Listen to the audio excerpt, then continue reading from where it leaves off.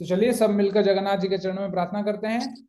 चतुर्भुजा जगन्नाथ कंठ शोभित कौस्तुभः पद्मनाभो वेदगर्भ चंद्र सूर्य विलोचनाः जगन्नाथ लोकनाथो नीलाद्रीशः परो हरिः दीनबन्धु दया सिंधु कृपालु जन रक्षक। बोलिए जगन्नाथ बलभद्र सुभद्रा माई की जय, सुदर्शन महाराज की जय। सच्चिदानंद रूपाय विश्वतोपत्यादि हेतवे तापत्राय विनाशाय श्री कृष्णाय वयं नुमः। कृष्णं नारायणं वन्दे कृष्णं वन्दे व्रजप्रियं कृष्णं द्वैपायनं वन्दे कृष्णं वन्दे पृथासुतम्। ओम नमो भगवते वासुदेवाय। ओम नमो भगवते वासुदेवाय।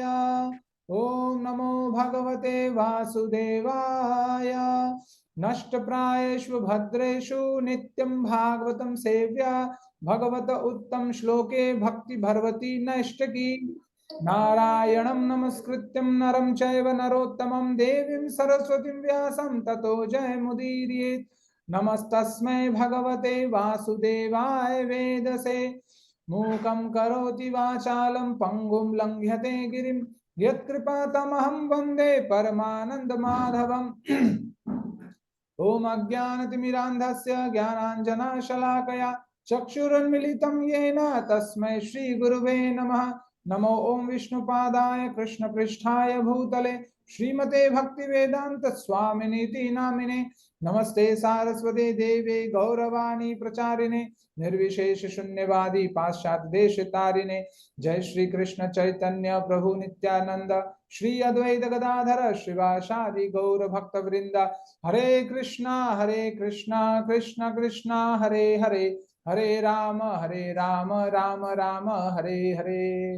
नमो विष्णुपादाय कृष्ण पृष्ठाय भूतले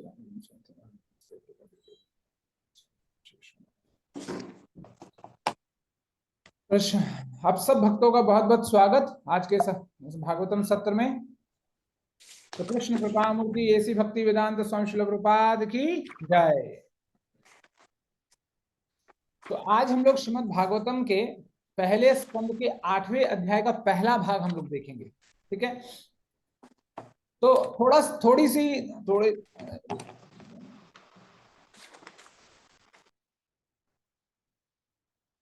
तो श्रीमद् भागवतम के बारे में बहुत कुछ सुनने के लिए मिलता है। बहुत कुछ हम लोग बहुत जगहों पर हम लोग सुनते हैं, बहुत लोगों से सुनते हैं। तो ये श्रीमद् भागवत को अपने आप में अमल पुराण बताया गया है कि ये अपने आप में परफेक्ट है ना। इसीलिए श्रीमद् भागवतम में बताया गया कि ये श्रीमद् भागवतम है क्या। तो वेदव्यास जी लिखते हैं कि अनर्थो उपशमम साक्षात भक्ति योग अधोक्षजे लोकस्य अजानंतो विद्वान चक्रे सात्वताम संहिता। तो वेदव्यास जी बोलते हैं कि ये श्रीमद् भागवतम क्या है। तो वो कहते हैं कि अनर्थो उपशमम, कि ये अनर्थ हमारे हृदय में जो राग द्वेष रूपी अनर्थ हैं, अभिलाषाओं का अनर्थ जो है उसका दमन करने के लिए, कि दमन करने के लिए क्या चाहिए हमें, भक्ति अधोक्षजे। अधोक्षज का मतलब होता है जो तीनों गुणों से, जो हमारे 5 कर्मेंद्रिय 5 ज्ञानेंद्रिय पूरे प्रकृति से जो परे है उसको कहते हैं अधोक्षज। तो उस अधोक्षज की भक्ति जब हम करते हैं तो हमारे जीवन से सब प्रकार के अनर्थ निवृत्ति हो जाती है। लेकिन ज्यादातर मनुष्यों को ये बात पता नहीं, लोकस्य अजानंतो। तो वेदव्यास जी कहते हैं कि आम लोगों को इसके बारे में पता नहीं। तो उसी कारण से कि जन समुदाय को ये बात पता चले तो वेदव्यास विद्वान चक्रे सात्वत संहिता। तो वेदव्यास जी इसलिए इस भागवत पुराण का संकलन करते हैं ताकि इस भागवत पुराण में क्या है, जो परम सत्य है उस परम सत्य के लीलाओं के बारे में इस यहां पर विवरण दिया गया है। तो विवरण जो दिया गया है तो क्या होगा, इसीलिए एक और जगह वेदव्यास जी लिखते हैं कि जितने भी भगवान के लीलाएं हैं, गुण हैं, नाम के बारे में बताया गया सब कुछ, ये जो भगवान का जो अनंत लीलाएं, इसमें इस लीलाओं का जो वर्णन है इसमें, उसके बारे में जब हम सुनेंगे, गाएंगे, रटेंगे, पटेंगे, जब करेंगे, तो हमारे जीवन से अपने आप हमारे हृदय में जो ग्रंथि पड़ी है, वो ग्रंथि, राग और द्वेष का जो ग्रंथि है, कामनाओं की जो ग्रंथि है, वो अपने आप दूर हो जाएगी। इसीलिए वेदव्यास जी कहते हैं कि शृण्वताम स्व कथाम कृष्ण पुण्य श्रवण कीर्तन हृदयंतो अस्तो ही अभद्राणी विधोनोति सुहित सताम, कि बोलते हैं कि जो अभद्राणी, अभद्राणी का मतलब है जो विषयासक्ति है, विषयों के प्रति जो आसक्ति है हमारे हृदय में, जब हम कृष्ण का नाम सुनेंगे, लेंगे, बारंबार बारंबार लेंगे, सुनेंगे, तब कहीं हमारा हृदय शुद्ध हो जाएगा। जितने भी ये ग्रंथि हैं, है ना, काम रूपी, कामनाओं रूपी जो ग्रंथि है, वो कट कर हमारा हृदय शुद्ध हो जाएगा। इसीलिए वेदव्यास जी भागवत महात्म्य में यदि आप पद्म पुराण पढ़ेंगे तो उसमें आया है कि ये भागवत शास्त्र ही एकमात्र ऐसा एक तरीका है जिससे हमारे हृदय की शुद्धि हो सकती है। क्योंकि श्रीमद् भागवत सिर्फ आपको भौतिक जीवन में अपनी कामनाओं को कैसे पूर्ण करना है इसके बारे में नहीं बताता, वो हमारा जो मनुष्य जीवन का जो अंतिम लक्ष्य है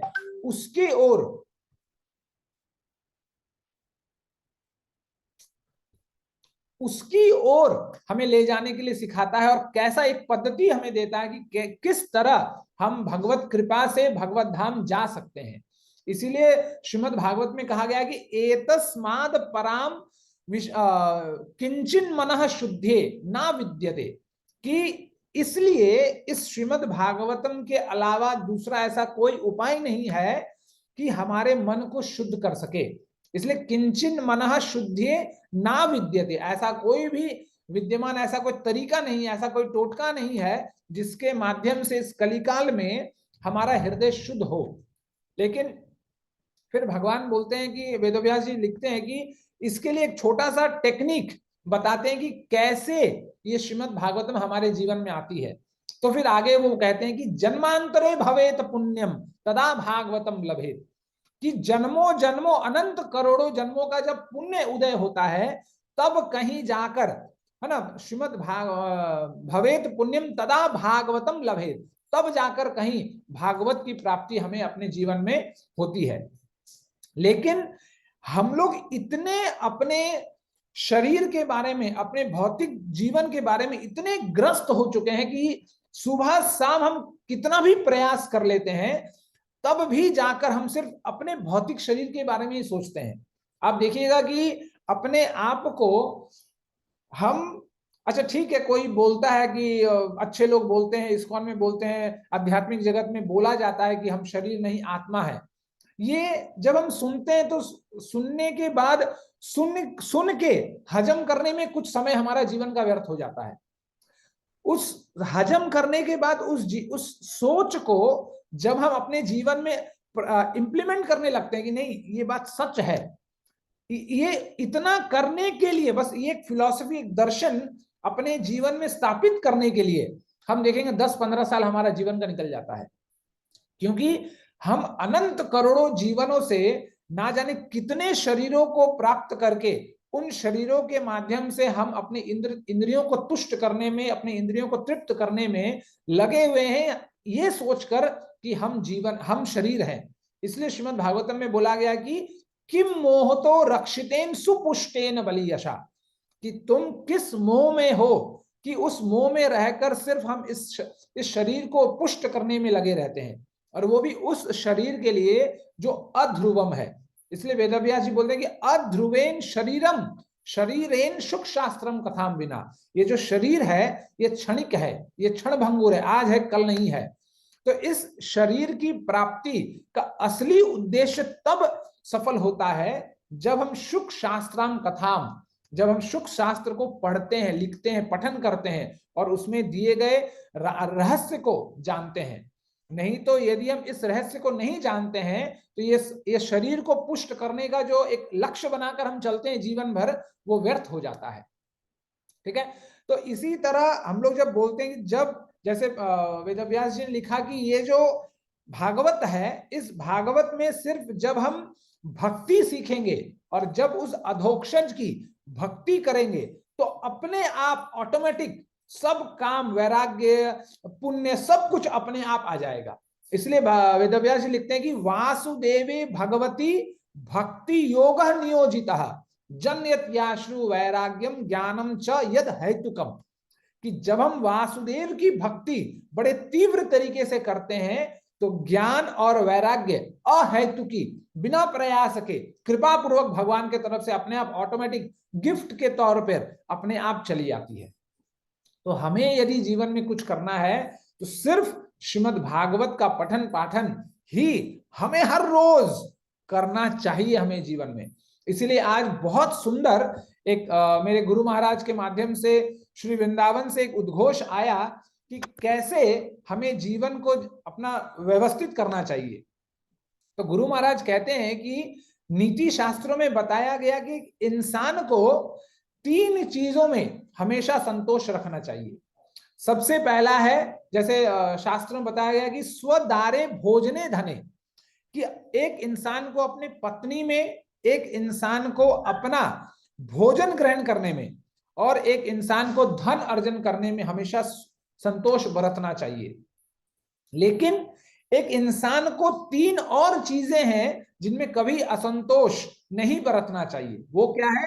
स्वाध्याय जप जप दान्यो, कि सबसे पहला जो है, जैसे मैं बहुत बार कहता हूं, ये मेरे गुरु महाराज से ही मैंने सीखा है कि हर दिन चाहे आप 4 घंटा भागवत किसी के माध्यम से आप सुनते हैं, 4 घंटा नाम जप करते हैं, कुछ भी आप करते हैं, लेकिन एक इंसान का, एक भक्त के जीवन में खुद का स्वाध्याय होना बहुत जरूरी है।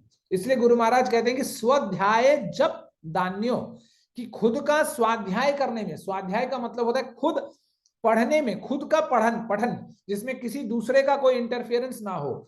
आप एक मन से, चाहे वो भगवत गीता हो, चाहे भागवतम हो, आप एक मन से उसको पढ़िए, देखिए उसमें क्या बताया गया है, क्या बोला जा रहा है, प्रभुपाद भावार्थ में, तात्पर्य में क्या लिखते हैं, ऐसा क्यों लिखते हैं, है ना। जब हम खुद पढ़ते हैं लाइन बाय लाइन तो उसमें बहुत सारी संशय उठ सकता है, तो उन संशयों को हम नोट कर सकते हैं। फिर जिस भी क्लास में आप जाते हैं, पढ़ते हैं, उससे आप अपना संशय दूर कर सकते हैं।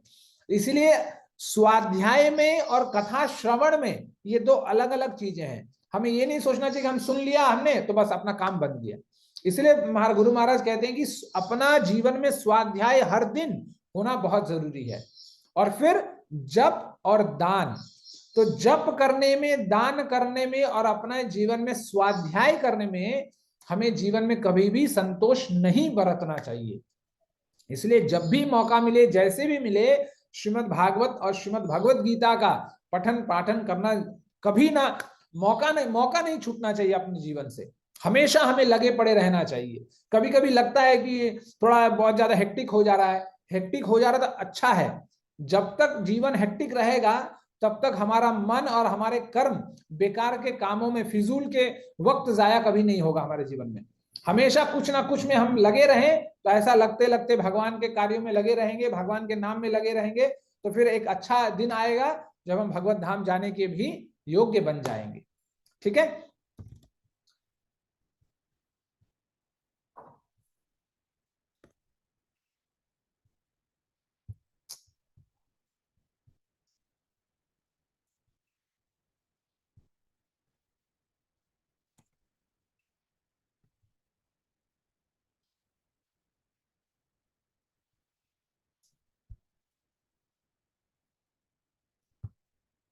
तो इस तरह था आज का ये भागवतम का इंट्रोडक्शन।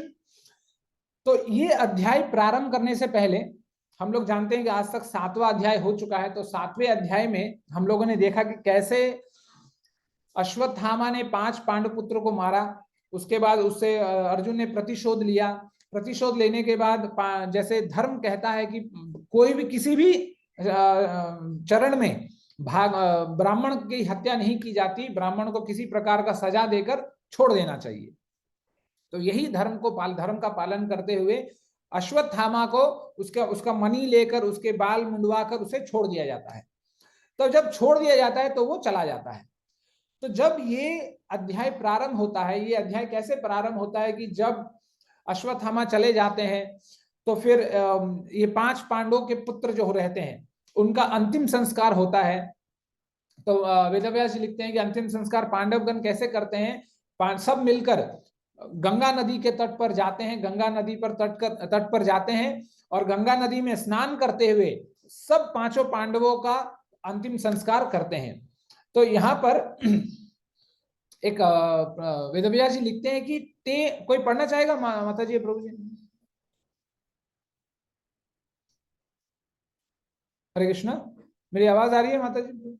जी प्रभु जी। पढ़ना चाहेगा माता जी कोई? जी प्रभु जी, मैं पढ़ती हूँ। यस माता जी, पढ़िए। ते निनियोदकं सर्वे विलप्य च वृषं पुनः आप्लुता हरिपदाजरजः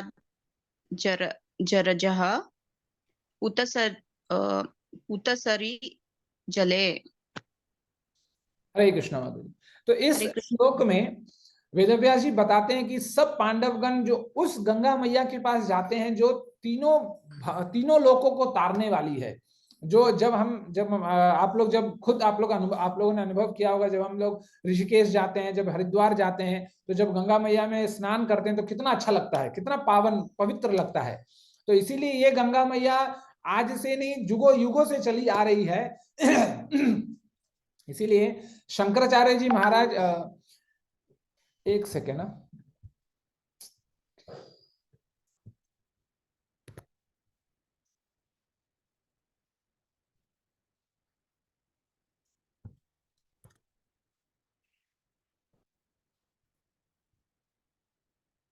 हाँ। तो इसीलिए शंकराचार्य जी महाराज अपने स्तुति गान में स्तुति करते हैं और कहते हैं गंगा मैया के बारे में कि देवी सुरेश्वरी भगवती गंगे, त्रिभुवन तारणी तरल तरंगे, शंकर मौलि विहारणी विमले, मतमति रास्ताम तब पद कमले। तो वेदव्यास जी, शंकराचार्य महाराज कहते हैं कि हे देवी सुरेश्वरी गंगे, आप तो तीनों लोकों को, है ना, त्रिभुवन तारणी, तीनों भुवनों को, तीनों लोकों को तारने में आप समर्थ हैं और आप भगवान शंकर के मस्तक पर विराजमान विहार करते हैं।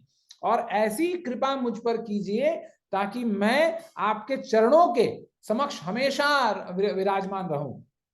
कि इतना मतलब ख्याति है गंगा मैया का कि जहां गंगा मैया होती है वहां सब कुछ अपने आप पवित्र हो जाता है। तो इसीलिए पांडवगण भी भगवान के सहित सबका तर्पण करने के लिए भगवान गंगा तट पर पहुंचते हैं। और जब तब सबका तर्पण वर्पण हो जाता है तो जैसे आप लोग देखते होंगे, मतलब अपने समाज में भी जब किसी का देहांत हो जाता है तो देहांत तो सब क्रियाकलाप हो जाती हैं, फिर भी एक आध दिन तक लोग अपने आप बैठ कर सब रिश्तेदार आते हैं, इधर उधर से बातें होती रहती हैं, एक ही चीज, ऐसा हो गया वैसा हो गया। तो यही वार्तालाप पांडवगण के साथ सब जितने भी लोग बच गए थे, तो भगवान भी थे, उनके माध्यम से सब लोग इसी तरह का चर्चा करते हैं। तो भगवान कहते हैं कि विधाता का जो नीति नियम है वो बड़ा कठोर है, और इसीलिए इस पर प्रभुपाद लिखते हैं कि हमें इसीलिए शास्त्रों के वचनों पर, जो शास्त्र के वचन जो है साक्षात भगवान के ही वचन है, इसलिए बोला गया धर्मम तू साक्षात भगवत प्रणीतम, कि भगवान के द्वारा ही शास्त्रों का नियम लिखा गया है। जो भी शास्त्र है वो भगवान के ही वचन है, इसलिए हमें शास्त्रों का पालन हमेशा करना चाहिए। जब ऐसा ही वातावरण था तो उसके बाद क्या होता है कि जब, और ये पूरा महाभारत खत्म हो चुका है, अब भगवान क्या कर रहे हैं, अब द्वारिका चलने के लिए प्रस्थान कर रहे हैं। भगवान अब द्वारिका जाना चाहते हैं। तो उस समय सब लोग व्याकुल थे कि भगवान इतने दिन हमारे साथ रहे, खासकर कुंती देवी और आपके जो पांडवगण थे वो बहुत व्याकुल थे कि कैसे भगवान के बिना हम रहेंगे। तो बहुत क्रियाकलाप कराते हैं। इसके बाद भगवान फिर जो मृतगण थे, अब जैसे पांडवों के हाथों इतने लोगों का संहार हुआ, तो इसके लिए भगवान क्या करते हैं, युधिष्ठिर महाराज के हाथों से 3 अश्वमेध यज्ञ भी कराते हैं। तो इन तीनों अश्वमेध यज्ञ करने के बाद उन्हें वो सर्वोच्च प्राप्त होता है जो इंद्र को प्राप्त होता है 100 अश्वमेध यज्ञ करने के बाद। मतलब कि 3 अश्वमेध यज्ञ करने के बाद स्वयं भगवान जो संपदा इंद्र को स्वर्ग में प्राप्त है, वही संपदा इस धरती लोक में महाराज युधिष्ठिर को करवा देते हैं। तो जब ये संपूर्ण हो जाता है तो भगवान द्वारिका की ओर प्रस्थान करते हैं, और जैसे ही भगवान द्वारिका की ओर प्रस्थान करते हैं, अपने रथ पर आरूढ़ होते हैं, तब उन्हें दिखता है कि कोई मुझे चित्कार से पुकार रहा है। और जब वो देखते हैं कि कौन पुकार रहा है, तब उन्हें पता चलता है कि और कोई नहीं, मुझे उत्तरा ही मुझे पुकार रही है। कैलाश में पढ़ना चाहेंगे? हरे कृष्णा। शकुंतला हरे कृष्ण प्रभु जी। प्रभु जी मैं पढ़ूं? हरे कृष्ण प्रभु जी। प्रभु जी मैं पढ़ूं? उत्तरोवाच गुरु पढ़ लिया मैं। पाहि पाहि पाहि महायोगिन देवे देवे जगतपते नायं तवद भयं पश्चन्ये यत्र मृत्युः परम। उत्तरा ने कहा, हे देवाधिदेव, हे ब्रह्मा से के स्वामी, आप सबसे महान योगी हैं, कृपया मेरी रक्षा करें, क्योंकि इस देहापूर्ण जगत में मुझे मृत्यु के पास से बचाने वाला आप के अतिरिक्त अन्य कोई नहीं है। हरे कृष्णा प्रभु जी। हरे कृष्णा माता जी प्रणाम। तो देखिए, इसके पहले जब उत्तरा आने वाली होती है, उससे पहले प्रभुपाद मतलब वेदव्यास जी एक और चीज लिखते हैं। वो कहते हैं कि इतना जो पांडवगण थे उनके ऊपर इतना अत्याचार हुआ, और द्रौपदी, खास करके ये द्रौपदी जी के ऊपर विशेष करके लिखा गया है कि द्रौपदी जी के दुष्ट सभा में उनका चीरहरण का जो प्रयास किया गया, इसी के कारण पूरा जो कौरव वंश था सबका, और कौरव वंश के साथ देने वाले जितने भी राजागण थे सबका विनाश हो गया। तो इसलिए प्रभुपाद बहुत अच्छा लिखते हैं इस पर। वो कहते हैं कि जब तक संसार में ब्राह्मणों, महिलाओं, बच्चे, वृद्ध और गायों पर अत्याचार होते रहेगा, तब तक हमारे समाज में कभी भी शांति नहीं हो सकती। तो फिर वो बोलते हैं कि क्यों ब्राह्मणों पर क्यों अत्याचार नहीं होना चाहिए, क्योंकि वो समाज को एक पथ प्रदर्शन करते हैं। समाज के एक तरह से आप समाज का मुखिया बोल सकते हैं। जो ब्राह्मण गण है वो समाज के मुखिया हैं, वो समाज को एक रास्ता दिखाते हैं। जो गाय होती है वो एक तरह से हम अपनी माँ मानते हैं। जैसे हम अपनी माता का शरीर जो हमें जन्म देती है, उस माँ का स्तनपान करके हम अपना शरीर को पुष्ट करते हैं, उसी तरह बड़े होने के बाद हम गाय का दूध पीते हैं, इसलिए भी हम उनको माँ मानते हैं। और जब तक गौ हिंसा जब तक समाज में नहीं रुकेगा, तब तक समाज में शांति कभी भी स्थापित नहीं होगी। फिर बच्चों की हत्या, तो हम लोग अलग अलग शास्त्र में सुनते हैं कि भ्रूण हत्या अपने आप में एक बहुत बड़ी हत्या है, बहुत बड़ा पाप है। तो जब तक भ्रूण हत्या नहीं रुकेगा, बच्चों की हत्याएं नहीं रुकेंगी। आजकल जैसे बहुत सारे लोग करते हैं कि जब पता चल जाता है कि माँ के गर्भ में एक बच्ची है, लड़की है, तो उसका गर्भपात करवा देते हैं। तो ये अपने आप में बहुत बड़ा पाप है, जिससे हमें अपने आप को बचाना चाहिए। तो इसीलिए फिर वृद्धों की बात आती है कि प्रभुपाद बोलते हैं कि वृद्ध जो है, वृद्ध की हमें, जितने भी वृद्ध गण हैं हमारे घर में, उनका सुरक्षा हमें करना चाहिए। इसलिए करना चाहिए क्योंकि वृद्ध गण उनके जीवन में अब वो अंतिम क्षण में है। यदि हम उनको ठीक से पालन पोषण करेंगे और उनको ठीक से हम थोड़ा सा ट्रेनिंग, प्रशिक्षण देंगे, तो हो सकता है कि उनका अगला जीवन सही हो। इस जीवन में तो अब जो हो गया सो हो गया, उसको तो हम दोबारा उल्टा नहीं कर सकते। लेकिन हम अपने उनके वृद्ध क्षण में यदि हम उनको सही रास्ता दिखाएंगे, भगवत गीता पढ़ाएंगे, सुनाएंगे, अब हो सकता है कि वो नहीं पढ़ना लिखना नहीं जानती होंगी, आंख से दिखता नहीं होगा, कम से कम हम उनके पास बैठकर जब उनको भगवत गीता, भागवतम सुनाएंगे, अच्छी अच्छी अपने भाषा में भगवान की छोटे छोटे लीलाओं का जब हम उन्हें श्रवण कराएंगे, उनके भगवान के नाम का श्रवण कराएंगे, जप करवाएंगे उनके माध्यम से, तो उनका जो आने वाला जीवन है वो सुधर सकता है। इसलिए हमें अपने घर के बड़े बुजुर्गों का ध्यान रखना चाहिए और उन्हें हमें प्रयास करना चाहिए कि कैसे वो एक आध्यात्मिक स्तर पे आकर अपना शरीर छोड़े, क्योंकि शरीर तो अब छूटना ही है, अब उसे तो हम नहीं रोक सकते, लेकिन एक सही मायने में आकर, एक सही स्तर पर आकर, इतने 50-60 साल तो गया, अब कम से कम 5-10 साल जो भी आगे वो जिएंगी आध्यात्मिक के बुनियाद पर जिए, ताकि वो आगे चलकर एक अच्छा शरीर उन्हें मिले, जहां पर फिर भगवान और गुरु की कृपा हुई तो वो जन्म उनका आखिरी सिद्ध हो और फिर वो भगवत धाम जाने के लिए योग्य बन जाए।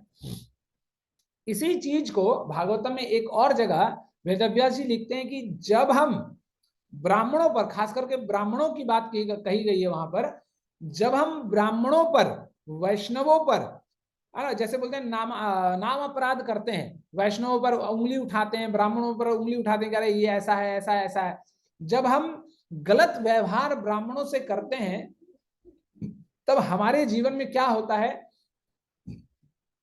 तो वेदव्यास जी लिखते हैं कि आयु श्रिय यशो धर्म लोकान आशीष एवच श्रेयांशी सर्वाणी पुंसो महदतिक्रम, कि जब हम महदतिक्रम कर जाते हैं, जब हम बड़े बुजुर्गों ब्राह्मणों का जब उनको तिरस्कार करते हैं, हमारे जीवन में क्या हो जाती है, आयु, सबसे पहला आयु, हमारी आयु छीन ली जाती है। श्रिय, श्रिय का मतलब होता है स्वरूप, खूबसूरती, वो छीन ली जाती है। यश, हमारे जीवन, हमारे समाज में जितना अच्छा नाम हुआ है वो खराब हो जाता है। और धर्म से हमारा धर्म पीछा छोड़ देता है कि अब जो धर्म की जो समझ है हमारे अंदर, वो समझ कम होने लगती है। लोकान आशीष एवच, तो आप देखेंगे, आप जहां भी हम लोग रहते हैं अपने समाज में, हर बड़े बुजुर्गों से जब हम मिलते हैं तो हर बड़े बुजुर्ग कोई ना कोई हमारे घर वाला हो या बाहर के लोग हों जिनसे हमें चित परिचित है हमारा, वो हमें बहुत आशीर्वाद देते हैं। तो वो आशीर्वाद भी हमसे प्रकृति छीन लेती है। यश, आयु श्रिय यशो धर्म लोकान आशीष एवच श्रेयांशी सर्वाणी पुंसो महदतिक्रम, कि ये सारे पांचों चीज हमारे जीवन से चली जाती है यदि हम ब्राह्मणों का तिरस्कार करते हैं। ठीक उसी प्रकार, जिस प्रकार जब द्रौपदी का केश पकड़कर दुशासन ने पूरे द्वैत सभा में उसको घसीटा था, तो स्त्री के केशों को पकड़कर, केश को जब पकड़ा जाता है तो उसी क्षण उस सभा में, चाहे वो कोई सभा हो चाहे वो घर हो, जो लोग ऐसा कार्य कर रहे हैं और जो लोग इस कार्य को सम्मति देते हैं, उन सब लोगों की आयु हर ली जाती है। तो यही चीज भागवतम में वेदव्यास जी बताते हैं कि इन सब लोगों की मृत्यु इसलिए हो गई क्योंकि इन्होंने एक स्त्री के साथ, एक अबला स्त्री के साथ, एक ऐसी स्त्री जो रजस्वला स्थिति में थी, ऐसे स्थिति को, ऐसे स्त्री को जब उसका तिरस्कार पूरे सभा के बीच करते हैं, तो इस कारण से जितने भी लोग थे सबकी आयु क्षीण हो जाती है। तो इसीलिए हमें स्त्रियों को, बच्चों को, ब्राह्मणों को, गायों को, वृद्धों को सम्मान हमेशा हमें देना चाहिए। इसलिए मैं हमेशा कहता हूं कि यदि हम, जैसे हम लोग कभी कभी बोलते हैं कि प्रभु जी, माता जी, हमारे घर का ऐसा व्यवस्था नहीं है कि हम गाय रख सकें, हम नहीं रख सकते हैं तो अपने आसपास जो भी गौशालाएं हैं उनको हम मदद जरूर कर सकते हैं, चाहे किसी भी तरीके से, आर्थिक तरीके से, या कुछ हम खाद्य पदार्थ यदि कुछ हम पहुंचा दे, तो किसी भी तरीके से हम कुछ भी यदि गौशालाओं को मदद करें तो यही अपने आप में गौ रक्षा का एक कार्य है। तो इसलिए हमें ये पांचों चीज हमेशा ध्यान रखना चाहिए। तो जब ये करते कराते भगवान आगे बढ़ते हैं, अपने रथ पर आरूढ़ होते हैं, और जब उत्तरा को चित्कार करते हुए सुनते हैं कि भगवान को वो पुकार रही है, पाहि पाहि, हे प्रभु मुझे बचाइए, हे प्रभु मुझे बचाइए, महायोगिन दैव दैव जगत पते, है ना। तो यहाँ पर देखिए, यहाँ पर बहुत अच्छा सीखने के लिए है। जैसे चाणक्य पंडित भी बोलते हैं, जैसे हम लोग है ना, अंग्रेजी में सुनने में आता है कि हर इंसान को अपने गलतियों से सीखना चाहिए। तो चाणक्य पंडित इसके विपरीत जाकर बोलते हैं कि जीवन में इतनी गलतियां हैं कि यदि हम ये सोचेंगे कि अच्छा गलती करेंगे और तब सीखेंगे, तो जिंदगी पार हो जाएगा गलती करते करते। इसलिए चाणक्य पंडित बोलते हैं कि जब दूसरों को आप देखते हैं गलती करते हुए तो उनसे भी हमें सीखना चाहिए। इसका इंतजार नहीं करना चाहिए कि हम गलती करेंगे तो हम सीखेंगे, दूसरों की गलतियों से भी हमें सीखना चाहिए।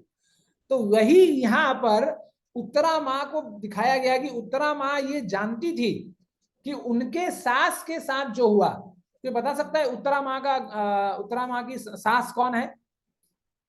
सुभद्रा, सुभद्रा जी। अच्छा, और सुभद्रा जी किनकी, ये उत्तरा की पति का नाम क्या है उत्तरा माँ का? अभिमन्यु। अभिमन्यु। तो ये अपने सास के समय में जो घटना घट चुकी है, किससे? द्रौपदी के साथ, है ना। द्रौपदी के साथ जो घटना घट चुकी थी वो उत्तरा माँ जानती थी, है। और उत्तरा ये जानकर, देखिए ये जो सिचुएशन है, आप यदि थोड़ा कल्पना करेंगे और उस कुरुक्षेत्र के मैदान में उस जगह पर हम यदि जाने का प्रयास करेंगे तो आपको दिखेगा कि 5 पांडव खड़े हैं, है ना, जो अपने आप में दिग्विजयी हैं, आप उनको जीतना मुश्किल है। 5 पांडव खड़े हैं, भगवान खड़े हैं, द्रौपदी खड़ी है, सुभद्रा खड़ी है, लेकिन उनके बीच कुंती खड़ी है, उनकी सासू माँ जो है ना, उनकी मतलब पर सासू माँ, तर सासू माँ, जो भी बोल सकते हैं आप, तो वो भी खड़ी है। लेकिन जब उत्तरा माँ आती है तो वो सीधे भगवान का ही शरण ग्रहण करती है। किसी ना तो युधिष्ठिर महाराज के पास जाती है, ना तो भीम, अर्जुन, नकुल, सहदेव, ना तो कुंती जो इतनी बड़ी भक्त है, वो जानती थी कि वो कृष्ण की इतनी बड़ी भक्त है, लेकिन वो किसी के पास नहीं जाती, वो सीधा भगवान के पास जाती है।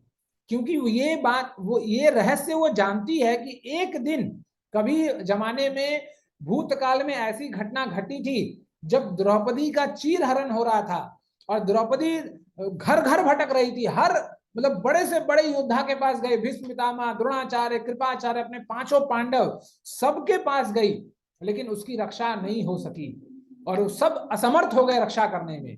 और अंत में जब वो हाथ उठाकर अपना सामर्थ्य को भी तिरस्कृत करते हुए भगवान को पुकारती है तो भगवान ही उसका संरक्षण करते हैं।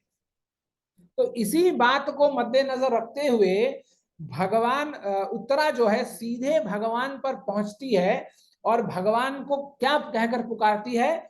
महायोगिन, है ना। महायोगिन का मतलब क्या है कि जो सब कार्यों को करने में परफेक्ट है, जो कभी भी च्युत नहीं होता अपने किसी भी कार्य में, उसको महायोगिन, मतलब योगियों के भी जो योगी हैं, है ना, बड़े बड़े योगी भी जिस योगी को प्राप्त करने का प्रयास करते हैं वो महायोगी हैं भगवान कृष्ण। इसलिए उत्तरा माँ महायोगिन शब्द से भगवान को संबोधित करती है। फिर उत्तरा माँ क्या कहती है? देव देव, है ना। तो भगवान क्या है? देवों के भी देव है, सबसे बड़े भगवान है। इसलिए मेरे गुरु महाराज कहते हैं कि मतलब उस समय में भी, उस समय स्त्री जाति जो थी, स्त्री समाज तो जो था, उस समय में भी स्त्रियों को पता था कि भगवान कृष्ण ही भगवान है, क्योंकि भगवान की लीलाएं पूरे समाज में चलती थी। लेकिन आज के समाज में इतना पढ़े लिखे होने के बाद भी, उस समय तो सारी स्त्रियां अनपढ़ थी, गंवार थी, इतना पढ़ा लिखा, कोई पीएचडी और कोई दिल्ली यूनिवर्सिटी, कोई बड़े बड़े यूनिवर्सिटी नहीं जाते थे, वो सब अनपढ़ थे। लेकिन आज के समय में इतने ज्यादा पढ़े लिखे होने के बाद भी हम किसी ना किसी देवी को, किसी ना किसी देवता को ही भगवान मानकर उसको भगवान मानने लगते हैं। तो ये हमारे, ये दिखाता है कि हम पढ़ा लिखा गंवार, जिसको बोलते हैं ना पढ़ा लिखा गंवार, पढ़ लिख कर भी हम गंवार बैठे हैं कि भगवान साक्षात दिखा रहे हैं हर तरीके से। और ऐसे तो अनंत लीलाएं हैं जहां भगवान अपनी भगवत्ता को प्रस्तुत करते हैं, फिर भी हम लोग क्या करते हैं, किसी हर दूसरे क्षण में किसी ना किसी देवता के दरवाजा खटखटाते रहते हैं। लेकिन ये गलती उत्तरा नहीं करती है। उत्तरा सीधे भगवान के पास, दैव दैव की, हे प्रभु अब देवताओं के भी देवता हैं। इसलिए मतलब मेरे गुरु महाराज कहते हैं कि उस समय देवता गण भी ऐसे हैं जो अपने घर में वो भगवान की प्रति विग्रह रखकर उनकी सेवा करते हैं, लेकिन हम लोग क्या करते हैं? देवताओं का सेवा करते हैं, सिर्फ अपने कामनाओं को शुद्ध करने के लिए। फिर आगे चलकर वो कहती है कि जगत पते, मतलब उत्तरा माँ ये जानती है कि भगवान ही है जो एकमात्र पालनहार हैं पूरे जगत के। इसलिए भगवान विष्णु को पालनकर्ता का तो बीच में रखा गया ना, जैसे ब्रह्मा जी सृष्टि करते हैं, शंकर जी संहार करते हैं, लेकिन बीच में फिर पालन कौन करेगा? तो वो विष्णु जी हैं। जो सबसे मुश्किल कार्य है वो भगवान अपने पास रखते हैं। इसलिए भगवान को जगत पते, जो जगत के पति हैं, जो हम लोग, पति का मतलब क्या होता है? जो सुरक्षा प्रदान करने वाला है वो पति है।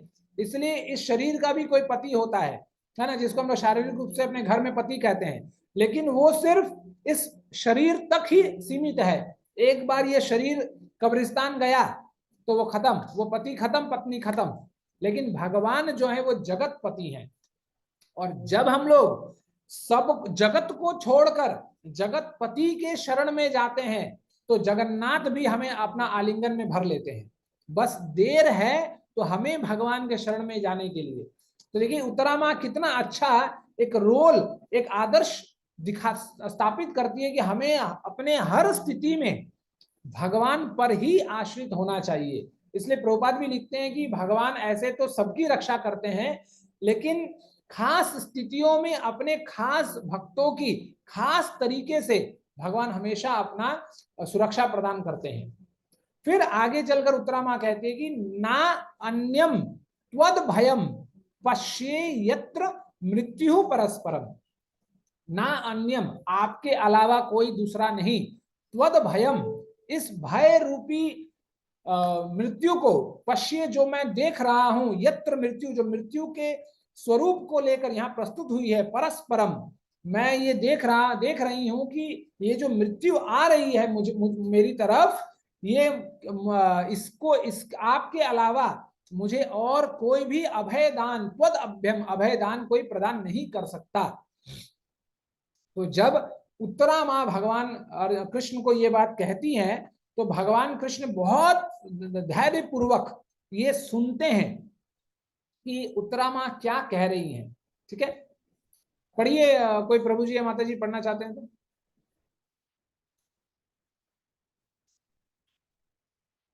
हरे कृष्णा। हरे कृष्ण। हरे कृष्णा प्रभु जी पढ़ो। यस माता जी, सब लोग सो गए हैं क्या सुबह सुबह? नहीं, हरे कृष्ण मैं पढ़ूं? अच्छा, जाग रहे हैं सब लोग? मैं पढ़ूं? मैं पढ़ता हूँ। यस प्रभु हाँ, जी, पढ़िए। सूतवाचा उपस्थः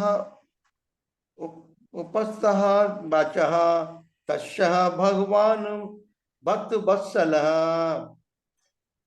आपण्यं कृत्यं द्रोणे अत्र आयुष दत्तः। कौन सा पढ़ना प्रभु? पढ़ सकते हैं, नहीं भी पढ़ सकते हैं। शीला सुद गोस्वामी ने कहा, उनके वचनों का धीरज के साथ सुनकर अपने भक्तों के प्रति सदैव अत्यंत वत्सल रहने वाले भगवान श्री कृष्ण तुरंत समझ गए कि द्रोणाचार्य के पुत्र अश्वत्थामा ने पांडव वंश के अंतिम वंश को समाप्त करने यानी निर्वीर्य करने के लिए ही ब्रह्मशस्त्र छोड़ा है। हरे कृष्ण प्रभु जी। तो देखिए जब करंट नहीं है अभी, सॉरी प्रभु जी, करंट नहीं है मेरे इधर करंट नहीं है, मेरे इधर भी करंट नहीं है प्रभु जी, मेरे इधर भी पूरा जोरों से बारिश हो रही है। हाँ, प्रॉब्लम, कोई दिक्कत नहीं प्रभु। तो जब उत्तरा माँ भगवान को पुकारती है और कहती है कि हे प्रभु, ये जो लोहे के समान दग्ध ज्वाला मेरी ओर आ रही है, धधकती हुई ज्वाला जो मेरी ओर आ रही है, मुझे लगता है कि आज मेरे मृत्यु से मुझे कोई नहीं बचा सकता। लेकिन वो भगवान को कहती है कि मैं मर जाऊं, लेकिन मेरे अंदर जो पनपता हुआ शिशु है वो ना मरे। क्योंकि उत्तरा जानती थी कि जो पांडु वंश के जो अंतिम वंशज हैं वो यदि चला जाएगा तो भगवान के लीलाओं की ख्याति आगे चलकर भविष्य में नहीं हो पाएगी। इसलिए, क्योंकि उत्तरा तो ऑलरेडी भगवान की लीलाओं के बारे में जानती थी, तो वो ये चाहती थी कि भगवान के लीलाओं का आगे चलकर प्रचार प्रसार हो, और यदि मेरा बच्चा सुरक्षित नहीं रहेगा तो ये नहीं हो पाएगा। तो ये सोचकर उत्तरा माँ भगवान से पुकारती है। और ये जो श्लोक आप देख रहे हैं, उपधार्य वचस्तया भगवान भक्त वत्सला। तो जब उत्तरा माँ भगवान से ऐसी बात कहती है तो भगवान बहुत धैर्य पूर्वक, उपधार्य, इस शब्द का अर्थ होता है धैर्य पूर्वक सुनना। इसीलिए भगवान यह दर्शाते हैं कि हमारे जीवन में भी ऐसी बात आ सकती है कि कभी ऐसा होता है कि हमारे घर में कुछ बात बिगड़ जाती है, कोई लोग आकर कहते हैं अरे अरे देखो देखो देखो ऐसा हो गया ऐसा हो गया। तो हमें वो इंसान तो विचलित है, उसके साथ साथ हमें भी आंख बंद करके विचलित होकर दौड़ नहीं जाना चाहिए। हमें उसके बात को धैर्य पूर्वक सुनना चाहिए। क्यों? क्योंकि वो इंसान तो भयभीत है। अब भय सही कारण से है गलत कारण से वो तो बाद में पता चलेगा, लेकिन वो इंसान तो विचलित है। अब वो जो कह रहा है कर रहा है उसको भी ठिकाना नहीं है। लेकिन जब हम सुनते हैं, हम तो एक न्यूट्रल जगह पर खड़े हैं, तो हमें जब उस इंसान की बात को सुनना चाहिए, सुनने के बाद सोचना चाहिए कि क्या रहा है। ठीक उसी प्रकार भगवान भी यहाँ धैर्य पूर्वक उत्तरा की बात पूर्ण रूप से सुनते हैं। और जब सुनते के साथ, अब हम लोग जानते हैं भगवान तो त्रिकालदर्शी हैं, सब कुछ जानते हैं, वो तो सिर्फ लीला के लिए करते हैं ये सब कार्य। तो वो तुरंत जान जाते हैं ये जो भीषण लोहे जैसा एक प्रचंड बाण आ रहा है, ये और कुछ नहीं, ये द्रोणाचार्य के पुत्र अश्वत्थामा के द्वारा छोड़ा गया ब्रह्मास्त्र है, जो परीक्षित को जो उत्तरा के गर्भ में है उसका विनाश के लिए भेजा गया है। तो देखिए आजकल के जो प्रभुपाद लिखते हैं कि आजकल के जो समाज में जो हथियार उपलब्ध हैं और जो ब्रह्मास्त्र है, इनमें अंतर क्या है। आजकल का मान लीजिए कोई हमने बम फेंक दिया, एक घर में फेंक दिया, तो एक घर के आसपास के जो लोग हैं वो लोग भी मर जाएंगे। लेकिन ब्रह्मास्त्र ऐसा नहीं था। ब्रह्मास्त्र बहुत बुद्धिमान शस्त्र था। ब्रह्मास्त्र ऐसा शस्त्र था जिसे, जैसे हम लोग बोलते हैं ना कि आध्यात्मिक जगत में कुछ भी जड़ नहीं है, सब चेतन है। तो ब्रह्मास्त्र के पास भी इतनी शक्ति होती थी, जब उसे बताया जाता था कि भाई तुम्हें इस एड्रेस पे जाना है, तो वो उसी एड्रेस पे जाता था। हाँ, तो ब्रह्मास्त्र को बोल दिया जाता था कि अच्छा तुम्हें इस बंदे का, इस इंसान का हत्या करना है और किसी का नहीं करना है। तो उसी तरह से अश्वत्थामा ने भी ये जो ब्रह्मास्त्र था, ये खास करके उत्तरा के गर्व को नष्ट करना था उसका काम। लेकिन उत्तरा भी बच सकती थी उससे, लेकिन उत्तरा कहती कि मैं मृत्यु को प्राप्त हो जाऊं, लेकिन मेरे बच्चे का कुछ नहीं होना चाहिए। तो ये सब कार्य इतने छोटे से समय में होता है कि 5 पांडव भी अपने हथियारों को लेकर तैयार हो जाते हैं। लेकिन भगवान को समझ में आ जाता है कि ये 5 पांडव भी इसे नहीं रोक सकते, क्योंकि ब्रह्मास्त्र का एक खासियत होता है कि आप ब्रह्मास्त्र को न्यूट्रल एक दूसरे ब्रह्मास्त्र से ही कर सकते हैं और किसी शस्त्र से उसका खंडन नहीं किया जा सकता। तो जब तक अर्जुन ये लोग अपने हाथ में ब्रह्मास्त्र ले और छोड़ेंगे, और जब तक वो एक दूसरे से टकराएगा और उसको निशस्त्र करेगा, तब तक इधर उत्तरा का गर्भपात हो चुका होगा, है ना। इसीलिए भगवान क्या करते हैं, आए देखो ना ताओ, वो क्या करते हैं, उस रथ में बैठे बैठे ही उत्तरा के गर्भ में घुस जाते हैं। ये जो दृश्य आप देख रहे हैं कि भगवान चतुर्भुज में शंख चक्र गदा पद्म लिए हुए परीक्षित की रक्षा करने के लिए भगवान पहुंच जाते हैं। और भगवान वो जो ब्रह्मास्त्र जो आता है, उस ब्रह्मास्त्र का निशस्त्र कर देते हैं अपने सुदर्शन चक्र से। तो यहाँ पर कुछ संत ऐसा कहते हैं कि भगवान शंख और चक्र लेकर क्यों गए। भगवान तो चाहते, तो अब देखिए भगवान के हाथ में जो कमल है वो भी इतना सामर्थ्य रखता है कि बड़े बड़े एक क्या हजारों लाखों करोड़ों ब्रह्मास्त्र को ऐसे ही निशस्त्र कर सकता है। तो फिर चतुर्भुज में भगवान को जाने की जरूरत क्या थी। तो संतगण कहते हैं कि भगवान की यही भक्तवत्सलता है कि भगवान अपने भक्तों पर इतने अनुग्रहित रहते हैं, इतने उनके अधीन रहते हैं कि उन्होंने सोचा कि चलो शंख चक्र सब लेकर जाते हैं, क्योंकि ये जो मेरा परम भागवत भक्त अभी जो आने वाला है, यदि उसकी रक्षा में मेरा चक्र फेल हो गया, है ना, मान लीजिए चक्र घिस गया ब्रह्मास्त्र में, तो कम से कम मैं अपने गदा को हिलाते हुए उस ब्रह्मास्त्र का निशस्त्र कर सकूं ब्रह्मास्त्र को। इसलिए भगवान शंख चक्र सब कुछ पूरे पावर के साथ परीक्षित महाराज को बचाने के लिए जाते हैं।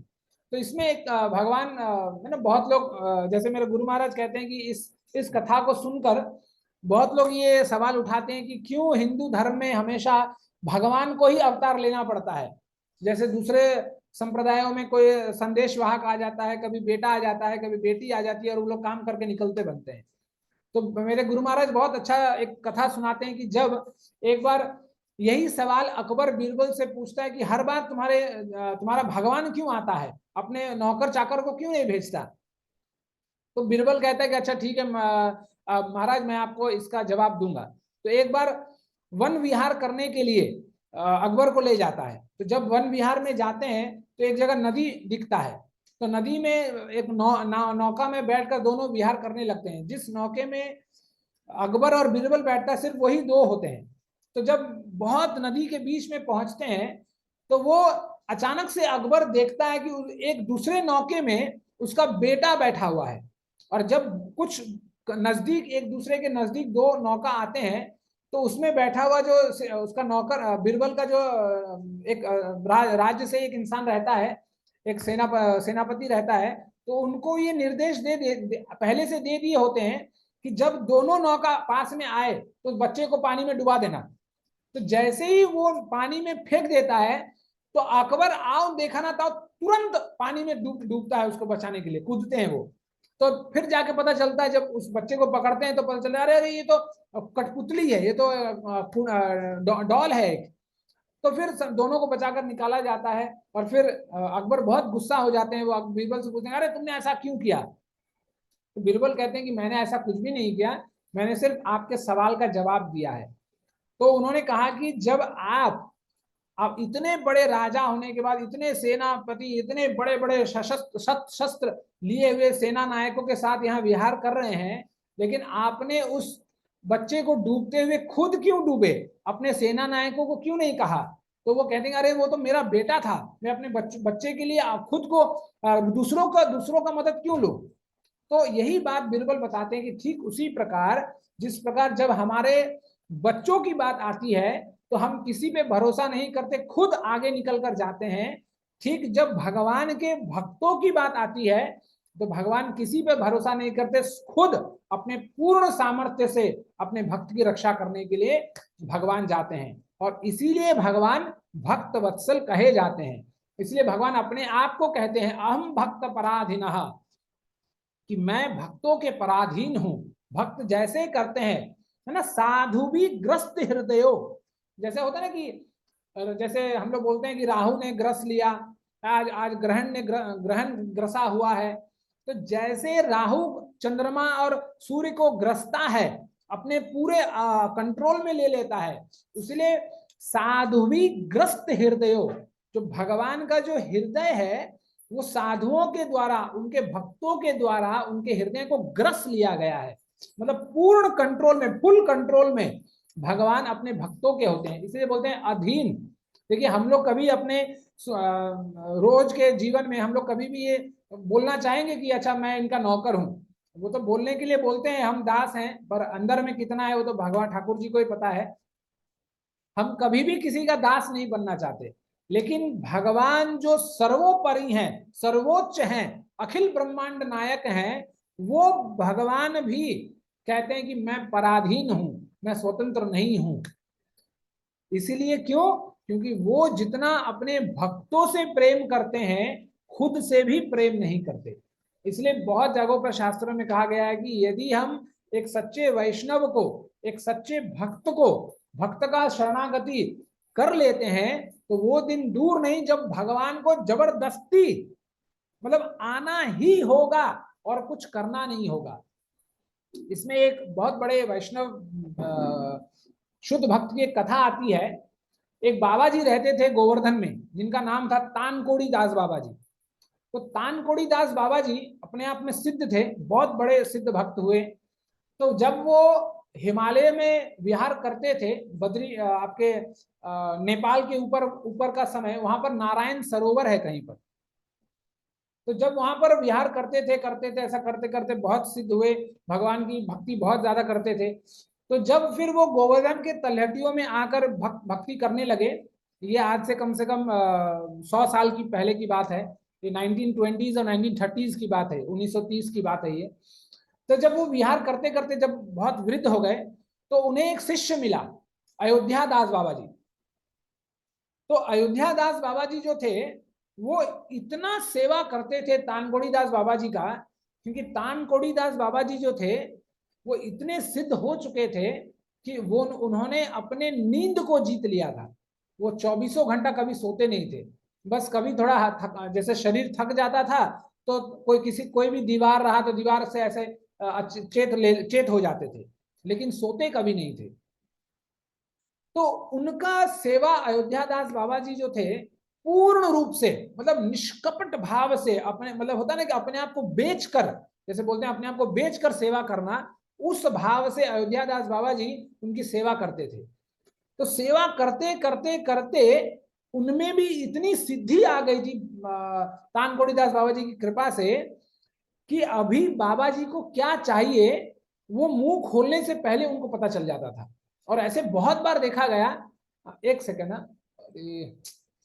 मेरा करंट आसने पर बैटरी डाउन हो जाए प्रभु जी, एक सेकेंड ना।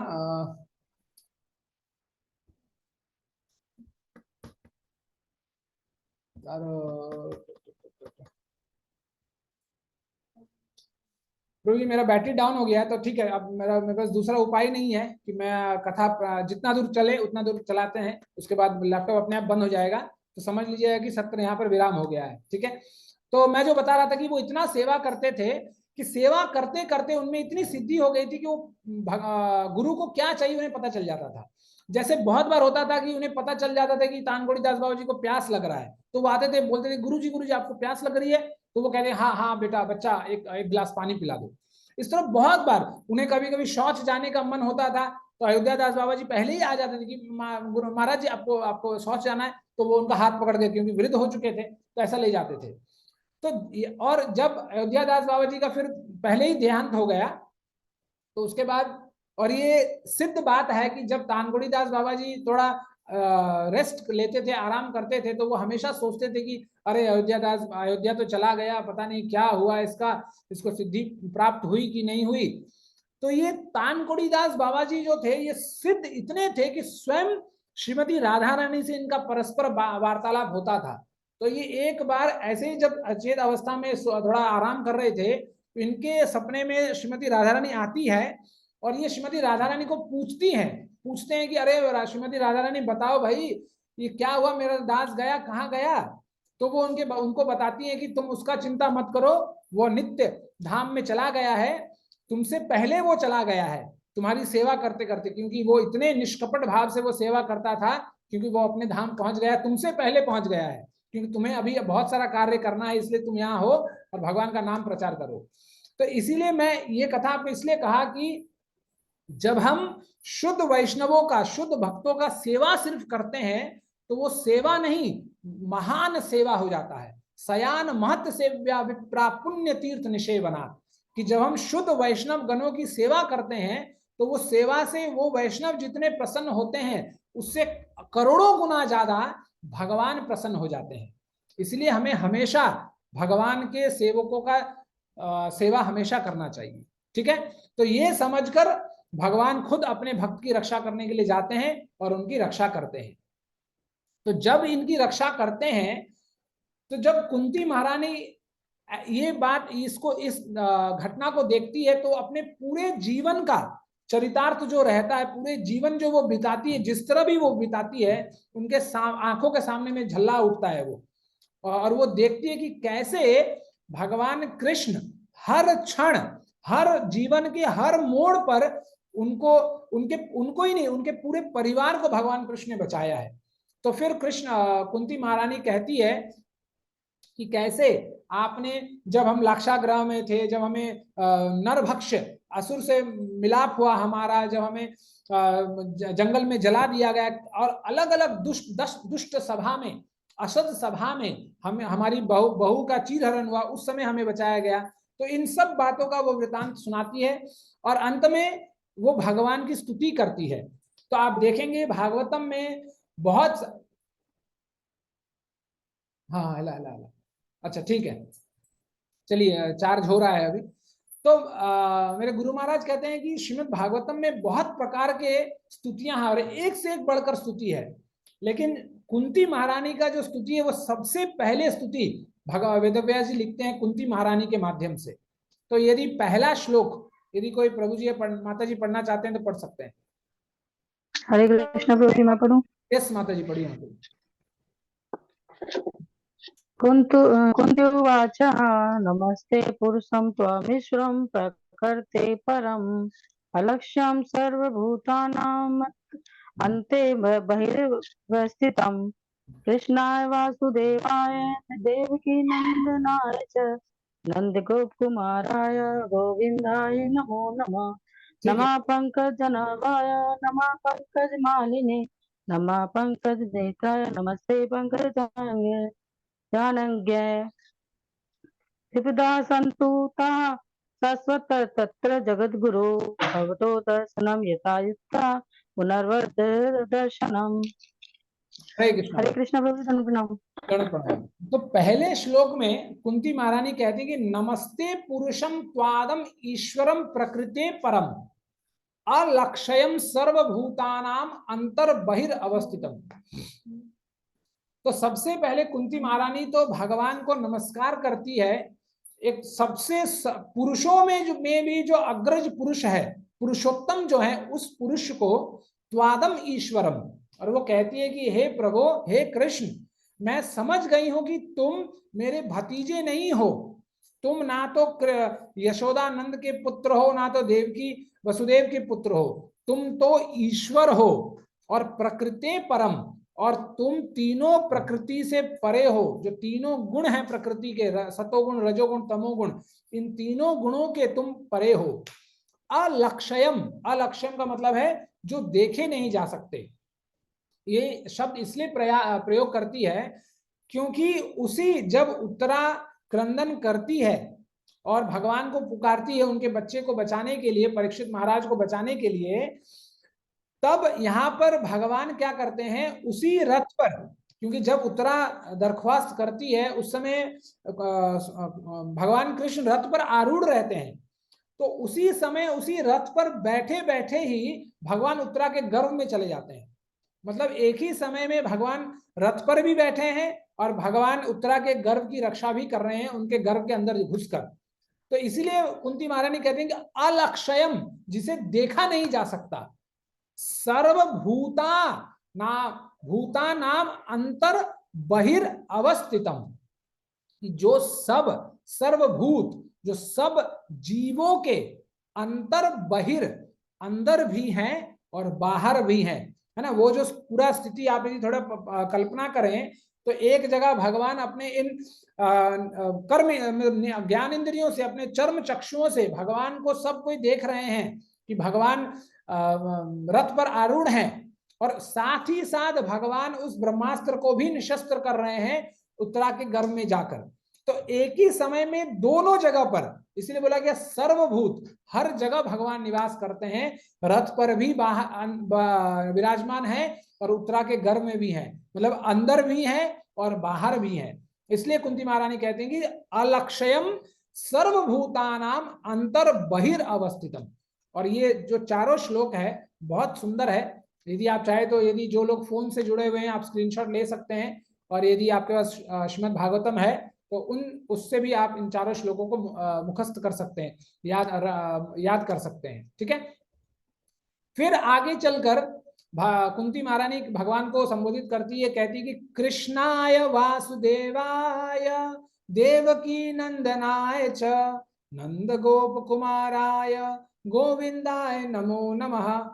वो कहती है कि हे कृष्ण, मैं जान गया हूं कि तुम ना तो वासुदेव के पुत्र हो, ना तो देवकी के पुत्र हो, ना तो नंद के पुत्र हो, ना तो नंद के कुमार हो। तुम असलियत में तुम गोविंद हो और मैं तुम्हें नमस्कार करती हूं। क्योंकि वो जान जाती है, वो जानती है, वो तो पहले से ही जानती थी कि वो कृष्ण स्वयं अपने आप में भगवान है। वो तो सिर्फ भतीजा होने का, भाई बहन होने का वो सिर्फ लीला कर रहे हैं, लेकिन मतलब अंत में जो बात है कि वो भगवान स्वयं भगवान ही है, और उन्हीं को मैं नमस्कार करता हूं। गोविंदाय नमो नमः। फिर आगे चलकर वो कहते हैं कि नमः पंकज नाभाय नमः पंकज मालिने नमः पंकज नेत्राय नमस्ते पंकज आग्रहे। तो यहाँ पर भगवान क्या करते, कुंती महारानी क्या करती है कि भगवान की जो स्तुति है वो भगवान के कमर से प्रारंभ करती है।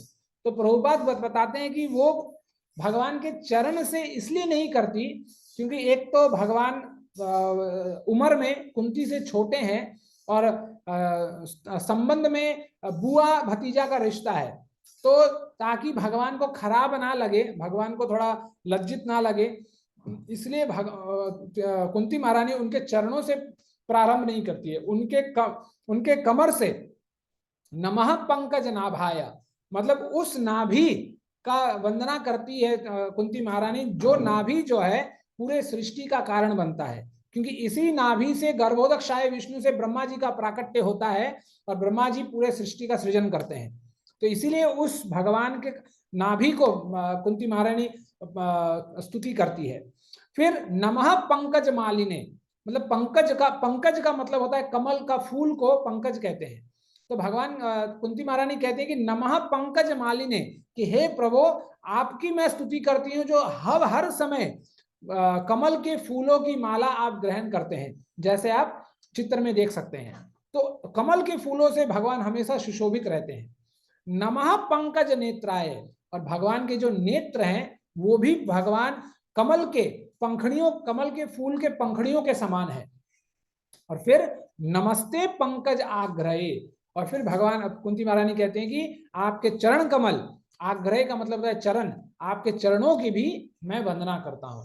तो प्रभुपाद इस पे लिखते हैं कि हमें भगवान के दर्शनों, भगवान के विग्रह का दर्शन कैसे करना चाहिए।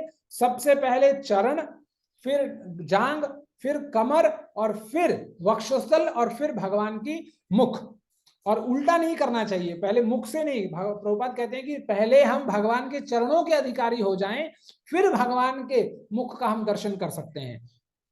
तो उसी प्रकार ये बात मैंने कही थी पिछले सत्रों में कि ये जो पहला और दूसरा जो स्कंद है वो भगवान के चरणों को ही संबोधित करता है, इसलिए ये अधिकार स्कंद बोला गया कि जब हम भगवान के चरणों के अधिकारी हो जाएंगे।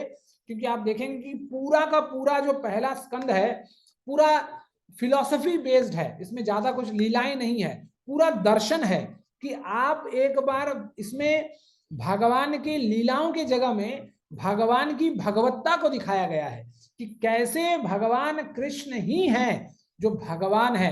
कृष्णस्तु भगवान स्वयं इसी स्कंद में आता है। तो जब हम ये समझ जाते हैं कि भगवान कृष्ण भगवान है, तो भगवान के लिए कुछ भी करना बड़ी बात नहीं होती। तब जाकर भगवान की लीलाओं में जब हम प्रवेश करते हैं तो वो हमें समझने में ज्यादा आसान होता है। इसीलिए हमें भगवान के चरणों को सबसे पहले पकड़ना चाहिए। इसीलिए आप देखेंगे, मतलब पूरा भागवतम दूसरे अध्याय 3 से 12वें स्कंद तक आप जाएंगे और पहले अध्याय को आप देखेंगे, पहले स्कंद को आप देखेंगे, तो प्रभुपाद ने हर श्लोक पर बहुत बड़ा बड़ा विवरण दिया है ना, मतलब बहुत बड़ा बड़ा अपना तात्पर्य लिखा है, ताकि हम इस दर्शन को समझें। हमें कोई, हमारा ऐसा नहीं होना चाहिए कि हमारी ट्रेन छूटी जा रही है और हम दौड़े भागे जा रहे हैं कि हमें 12वें स्कंद तक जाना है, ताकि हम सामने वाले को बोल सकें कि हमने भागवत पूरा पढ़ लिया। पूरा पढ़ने से होगा क्या, है ना।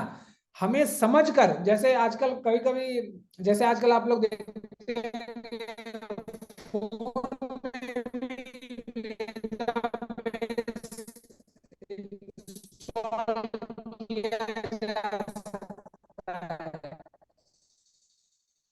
तो एक बार